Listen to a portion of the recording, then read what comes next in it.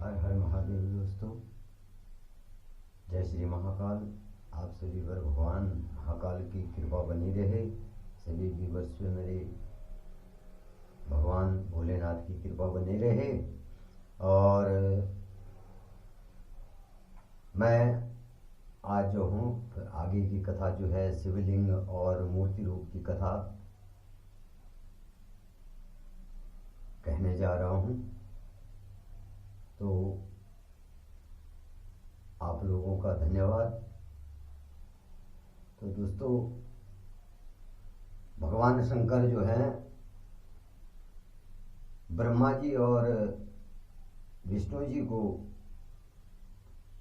लिंग रूप एवं मूर्ति रूप के बारे में जो है बता रहे हैं कि लिंग रूप और मूर्ति रूप दोनों की पूजा करने से जो है वो पूजा जो है मुझे ही प्राप्त होती है।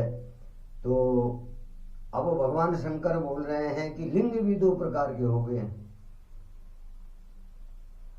लिंग भी दो प्रकार के हो गए हैं।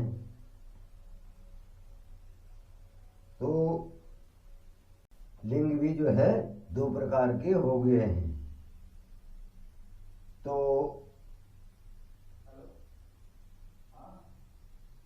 एक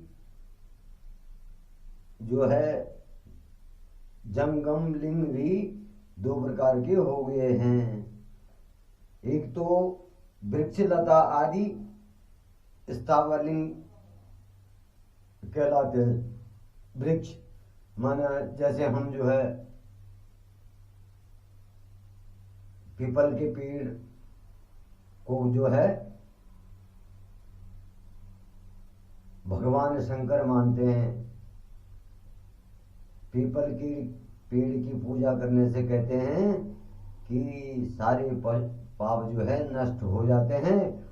और पीपल के पेड़ में करोड़ों देवता वास करते हैं। तो पीपल वृक्ष और लता आदि स्थावर लिंग जिनकी हम पूजा करते हैं उनको स्थावर लिंग कहते हैं। और कृत्रिम कृमि कीट आदि को जंगम लिंग कहते हैं। कीट आदि को जो है जंगम लिंग कहते हैं। स्थावर लिंग को सींचना चाहिए। स्थावर लिंगों को क्या करना, सींचना चाहिए। पीपल के पेड़ में जैसे पानी डालते हैं तो वो स्थावर लिंग जो है उनको सींचना चाहिए। और जंगम लिंग को उपहार एवं जल देकर तृप्त करना चाहिए। और जो जंगम लिंग है कीट पतंगा जो भी जंगम लिंग हैं उनको बोले जल देकर तृप्त करना चाहिए। यूं तो बोले चराचर जीव जो है भगवान शंकर का प्रतीक माने जाते हैं। भगवान शंकर के नाम से उनकी पूजा करनी चाहिए। जो जीव हैं उनको बोले भगवान शंकर मान करके, चराचर जो जीव हैं उनको भगवान शंकर मान करके उनकी भी पूजा करनी चाहिए। और इस तरह से जो है स्थापना लिंग की, महालिंग की स्थापना करके विधिवत उपचारों से जो है रोज पूजन करके देवालय के पास जो है ध्वजारोहण करें। शिवलिंग साक्षात शिव का पद प्रदान करने वाला है। आवाहन, आसन और अर्घ्य, पाद्यांग, आचमन, स्नान, वस्त्र, यज्ञोपवीत, गंध, पुष्प, धूप, दीप, नैवेद्य, तांबूल, संपूर्ण निराजन, नमस्कार और विसर्जन, ये 16 उपचार हैं।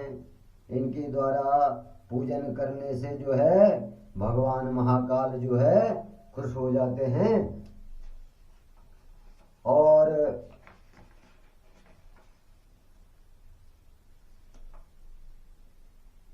शिव पद को प्राप्त हो जाते हैं।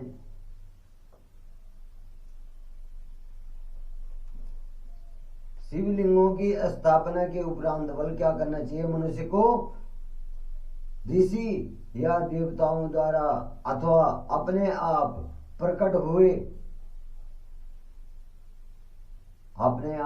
हुए हों सभी का उपयुक्त विधि से पूजन करना चाहिए। जो भी वहां पे अपने आप आया हो तो उनका भी पूजन करना चाहिए, तभी फल प्राप्ति होती है। जब वहां पर आए लोगों का जो है सम्मान करेंगे, उनकी पूजा, उनको जो विधिवत जो है उनकी आदर से सत्कार करेंगे तो तभी बल क्या होता है? शिव प्रसाद की प्राप्ति होती है। भगवान शंकर महाकाल की जो है तभी जो है महाकाल का आशीर्वाद प्राप्त होता है। और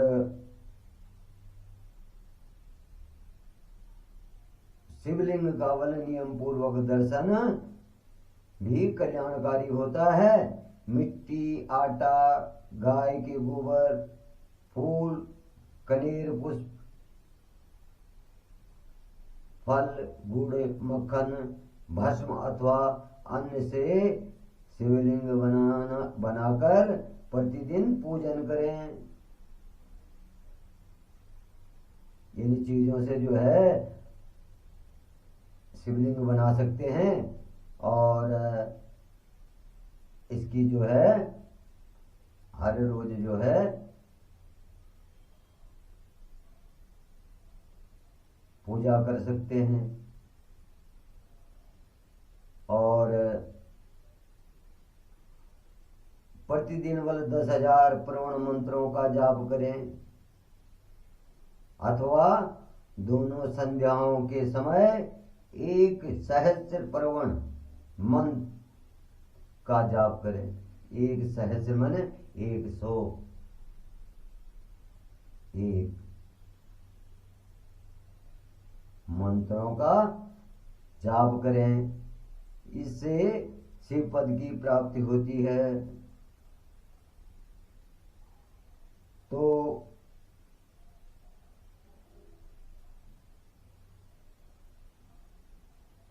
कहते हैं कि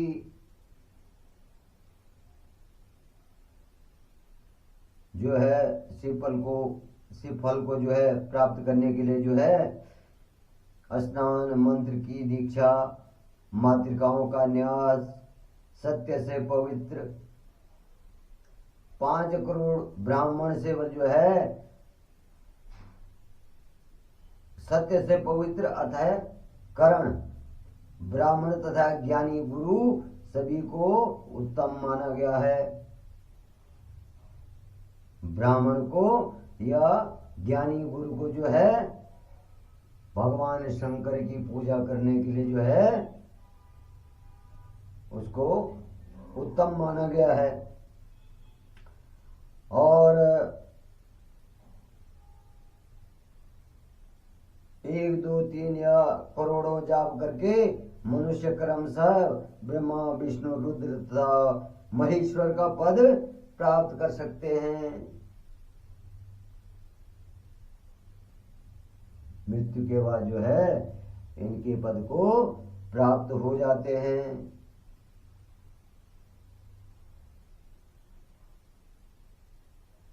प्रतिदिन के जब आप लोग जो है भगवान शंकर की पूजा करते हैं तो ब्राह्मण को भोजन कराना चाहिए।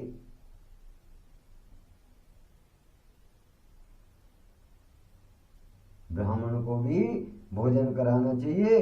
और सहस्र जाप पंचाक्षर मंत्रों का किया जाए, प्रतिदिन ब्राह्मण को भोजन कराया जाए। इससे अभीष्ट कार्य जो है सिद्ध हो जाते हैं, अभीष्ट कार्यों की सिद्धि हो जाती है। और ब्राह्मण को प्रतिदिन प्रातः काल 1008 बार गायत्री मंत्र का जाप करना चाहिए, क्योंकि गायत्री जो है, गायत्री मंत्र शिव पद की प्राप्ति करता है। जो लोग पूजा पाठ करते होंगे तो वो भी गायत्री मंत्र का जाप जरूर करते होंगे। तो जो गृहस्थ मनुष्य है वो गायत्री मंत्र का जाप इतने मंत्रों से तो नहीं कर सकता होगा, लेकिन गायत्री मंत्र का जाप जरूर करता होगा। तो भगवान शिव उनको भी क्षमा करें और अपने आशीर्वाद को प्रदान करें। तो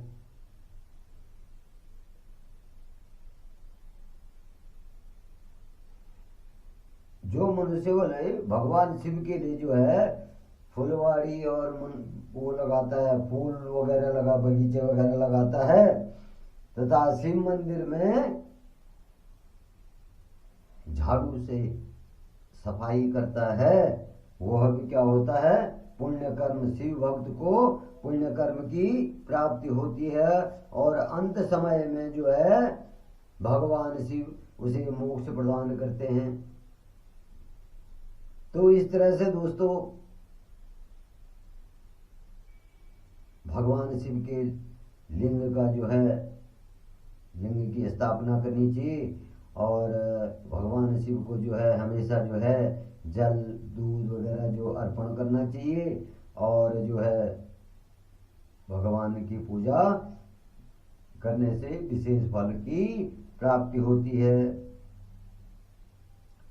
अब ऋषियों ने सूत जी से कहा, ऋषि जो है, ऋषि लोग जो हैं सूत जी से कह रहे हैं, ऐसे पुण्य क्षेत्र कौन कौन से हैं जिनका आश्रय लेकर सभी स्त्री पुरुष क्या करें, शिव पद की प्राप्ति करें। वो सूत जी से कह रहे हैं कि हे सूत जी, हमको स्थान बताओ जहां जहां पूजा प्रतिष्ठा करने से जो है प्रत्येक मनुष्य को जो है सदगति प्राप्त हो। तो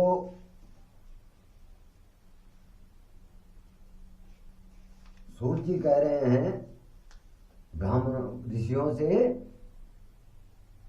कि मैं जो हूं आपको मोक्ष देने वाले शिव क्षेत्रों का वर्णन करता हूं।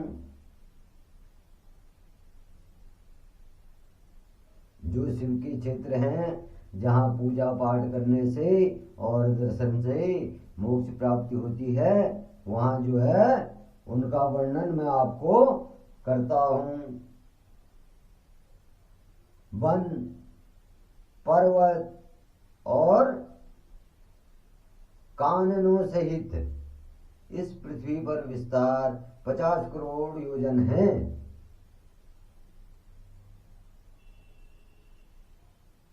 50 करोड़ जो है योजन है। भगवान शिव की इच्छा से पृथ्वी ने सभी को धारण किया है। 50 करोड़ योजन जो है भगवान शिव के कहने पे जो है पृथ्वी ने धारण किया है। भगवान शिव ने भूतल पर विभिन्न स्थानों पर वहां के प्राणियों को मोक्ष देने के लिए शिव क्षेत्र का निर्माण किया है, जो हम धाम कहते हैं और ज्योतिर्लिंग कहते हैं। तो भगवान शंकर ने जो है जगह जगह जो है प्राणियों के मोक्ष के लिए जो है स्थान प्रदान करे हैं। वहां वहां जो है भगवान शंकर की लिंग की स्थापना हुई, भगवान शंकर वहां प्रकट हुए और उन स्थानों की मान्यता है और जो मनुष्य इन स्थानों पे दर्शन करता है उसको मोक्ष प्राप्त हो जाता है।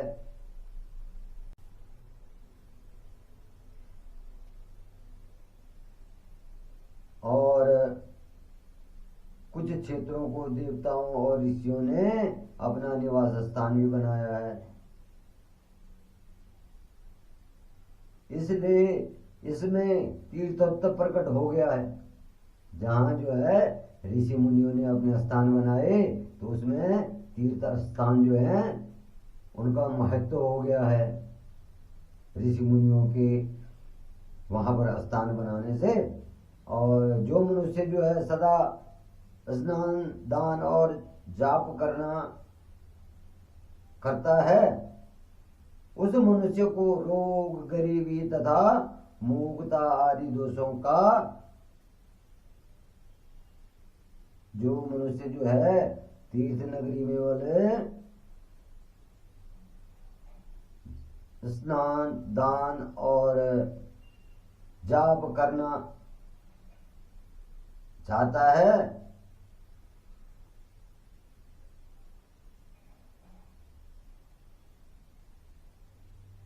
तो वो स्थान वो जो है सदगति को प्राप्त होता है।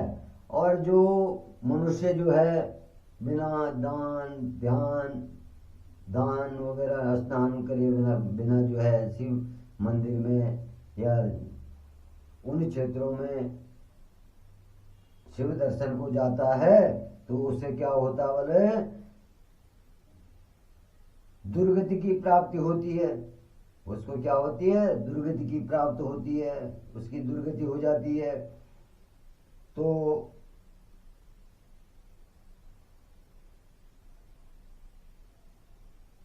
तब सूत जी कह रहे हैं कि हे ब्राह्मणों, पुण्य क्षेत्र में जो है किया गया पाप कर्म अधिक दृढ़ होता है, मतलब अधिक मजबूत होता है, वो मिलता ही मिलता है। अगर तुम पुण्य क्षेत्रों में पाप करेंगे तो कहते हैं कि यार ये तो यहाँ जो है ये भगवान का स्थान है, यहाँ पाप कर रहा है, इसका सर्वनाश हो जाएगा बोलते हैं। तो वो बोले सत्य होता है, जो भगवान के स्थानों में जो मंदिरों में जो है अधर्म करता है, तो उसका क्या हो जाता है, समूल नष्ट हो जाता है। तो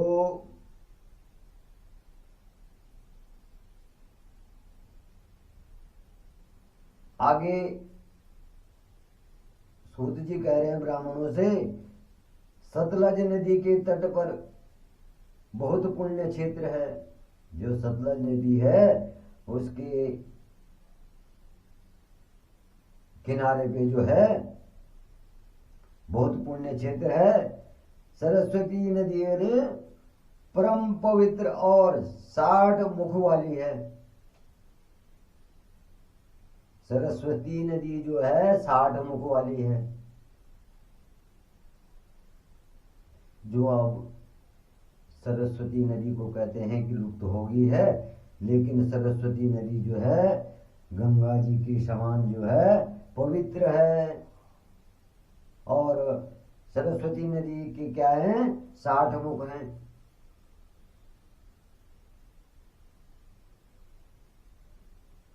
और इन धाराओं के तटों पर निवास करने वाले परम पद की प्राप्ति होती है। जो इन तटों के किनारों पे निवास करते हैं वाला, उनको परम पद की प्राप्ति होती है। जैसे हिमालय से निकलने वाले वाले गंगा जी से गौमुख,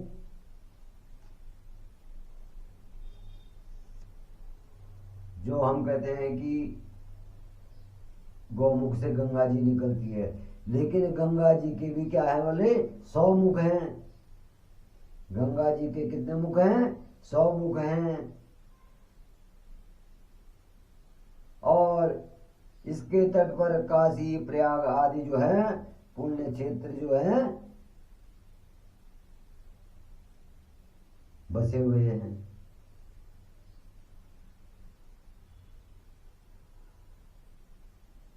तो जो नदी के किनारों पे जो भगवान महाकाल के लिंग स्थापित किए गए हैं या स्वयंभू हैं, तो उनके दर्शन करने मात्र से ही पुण्य को प्राप्त कर देता है मनुष्य। और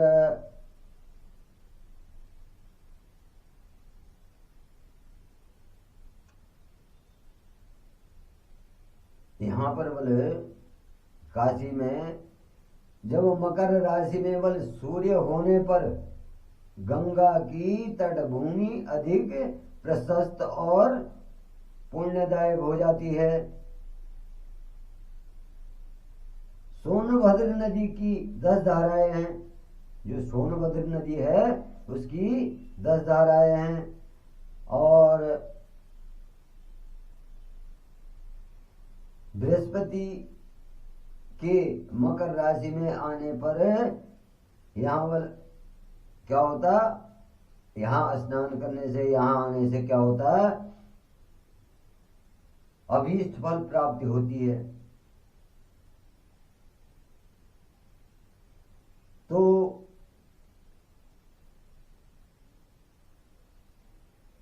जो सलिला महानदी नर्मदा नदी है, उनके क्या बोले 24 मुख हैं, 24 धाराएं हैं। 24 जगह से जो है क्या नर्मदा जी निकलती हैं, उनके 24 मुख हैं। और इसमें स्नान करने से वो मनुष्य को वैष्णव पद प्राप्त होता है। तो इस प्रकार से जो है भगवान शिव के स्थानों के बारे में जो है सूत जी जो है ब्राह्मण को, उनको ऋषियों को समझा रहे हैं कि जो इन पवित्र नदियों के तट पर स्थान हैं, जहाँ महाकाल का जो है लिंग स्थापित किए गए हैं, तो वो पुण्य और पापों से मनुष्य को मुक्त कर देते हैं। और जो गोदावरी नदी है उसके 21 मुख हैं। उसके क्या है 21 मुख हैं, जहां ब्रह्म हत्या का पाप धुल जाता है। ब्रह्म हत्या जिस पे लग जाती है, ब्रह्म हत्या का मतलब होता है जो कि ब्राह्मण की हत्या कर देता है, तो उस पे क्या होता है ब्रह्म हत्या का पाप लग जाता है। जो ब्राह्मण को मारता है, ब्राह्मण की हत्या कर देता है, तो उस पे क्या होता है ब्रह्म हत्या लगती है।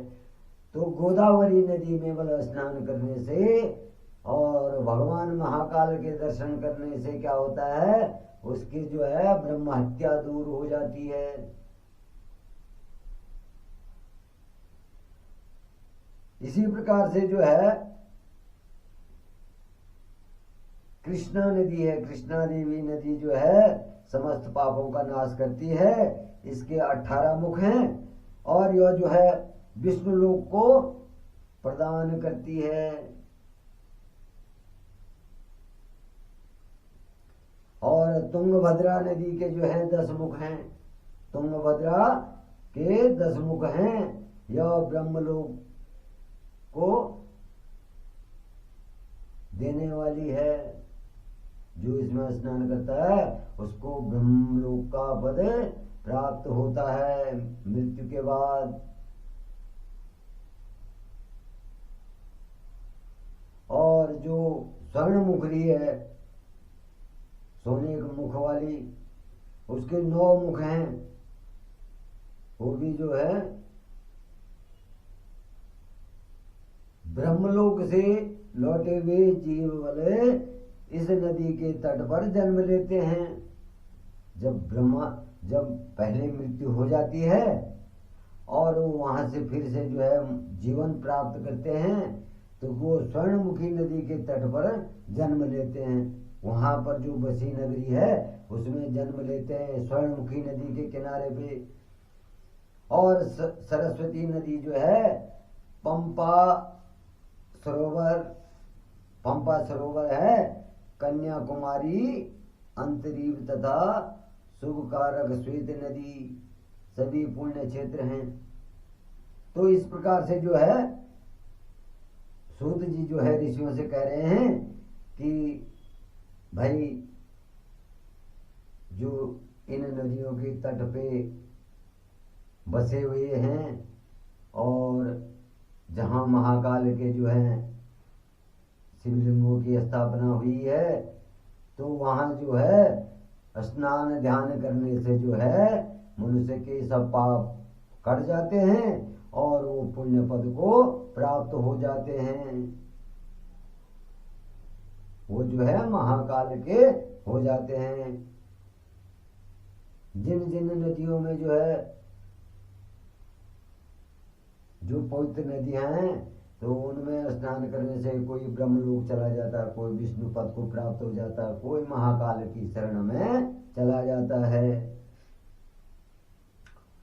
अब सूत जी कह रहे हैं कि नौमिषारण तथा बद्रिका आश्रम में सूर्य और बृहस्पति की मेष राशि में आने पर स्नान और पूजा करने से ब्रह्मलोक की प्राप्ति होती है। बद्रिका आश्रम और नौमिषारण्य, इनमें वाले जो है बृहस्पति के मेष राशि में आने से, जो हमारा ग्रह बृहस्पति है, गुरु बृहस्पति, देवताओं के गुरु हैं बृहस्पति, तो जब मेष राशि में आते हैं तो तब वाला इन आश्रमों में इन जगह पर स्नान करने से क्या होता है, ब्रह्मलोक की प्राप्ति होती है। और सिंह और कर्क राशि में सूर्य की संक्रांति होने पर सिंधु नदी में स्नान करने पर जो है सिंधु नदी में किया गया स्नान तथा केदार तीर्थ के जल का पान करने से, स्नान करने से, पीने से या स्नान करने से क्या होता है, ज्ञानदायक माना जाता है। और जब बृहस्पति के सिंह राशि से में स्थित होने पर भाद्र मास, भादों के महीने में, भाद्र मास में गोदावरी के जल से स्नान करते हैं तो शिवलोक की प्राप्ति होती है। गोदावरी में स्नान करने से क्या होता है, शिवलोक की प्राप्ति होती है। ऐसा स्वयं भगवान ने कहा था। बृहस्पति के कन्या राशि में स्थित होने पर जो है यमुना और सोनभद्र में स्नान से धर्मराज और गणेश लोक में महान भोग की प्राप्ति होती है।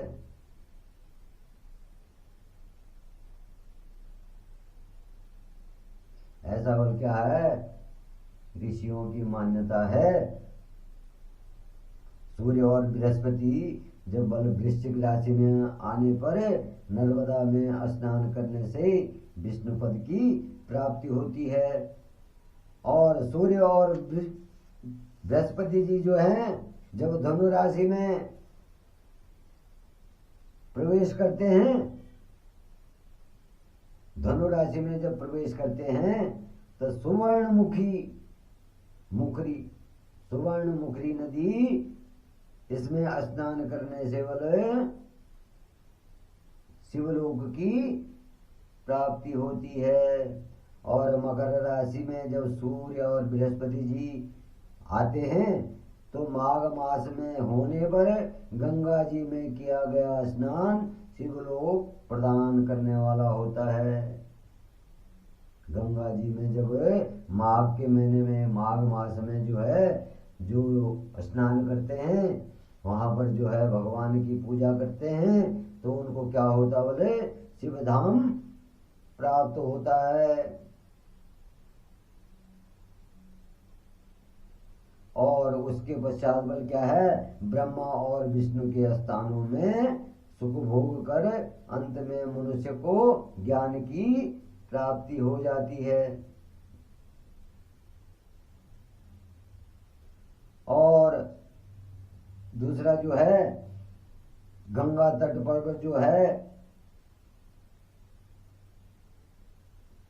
जब सूर्य के कुंभ राशि में होने पर जो है फाल्गुन मास में गंगा तट पर किया गया श्राद्ध, पिंडदान अथवा जो है तिलकोदय दान पिता और नाना दोनों कुलों के पितरों को अनेकों पीढ़ियों का उद्धार कर देता है।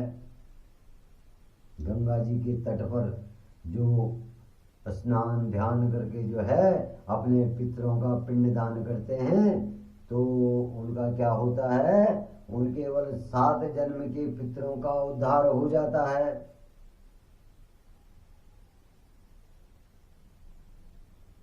उनके जो दोनों तरफ के पितर हैं, अपने दादा के तरफ के भी और नाना की तरफ के भी, सभी पितरों का क्या होता है, उद्धार हो जाता है। तो इस प्रकार से जो है सूत जी जो है ऋषियों से कह रहे हैं कि हे ऋषियों, जो ताम्रपर्णी और वेगवती नदियां हैं, ब्रह्मलोक की प्राप्ति, ब्रह्मलोक का फल प्राप्त होता उनको। इसके तट पे स्वर्गदायक क्षेत्र है, जो स्वर्ग के समान क्षेत्र है।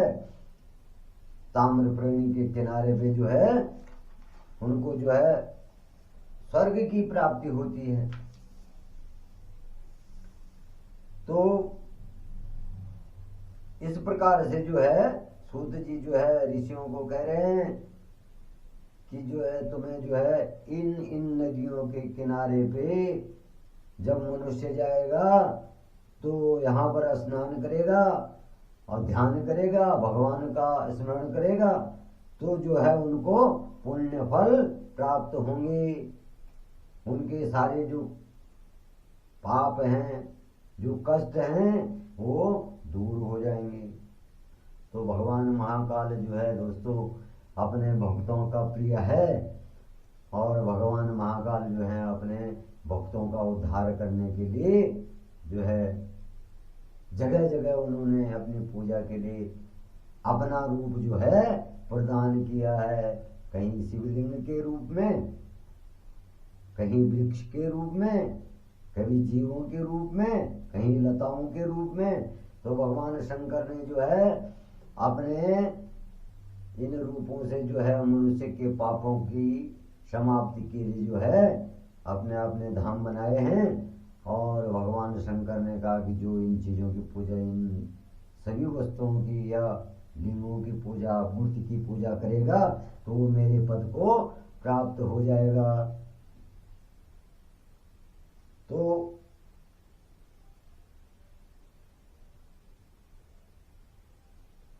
आज जो है मैं यहीं पर कथा समाप्त कर रहा हूँ।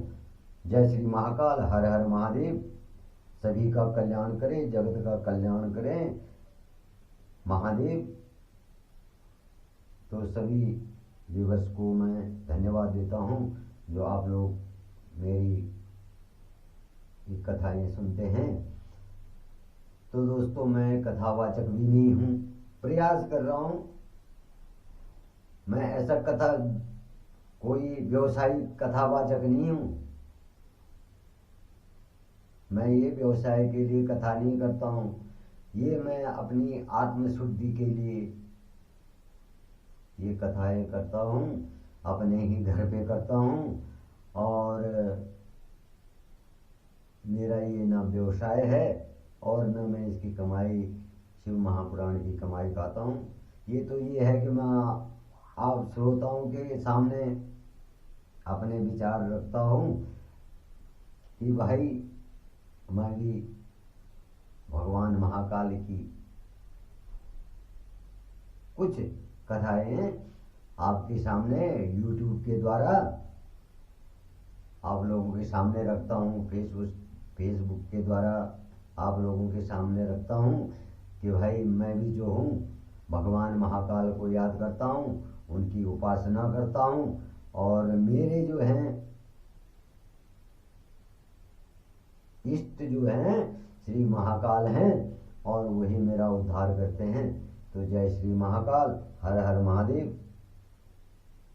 और जय हो भक्तों की जो ध्यान से इस कथा को सुनते हैं। सभी को मैं प्रणाम करता हूँ और अपनी कथा को यहाँ पर समाप्त करता हूँ।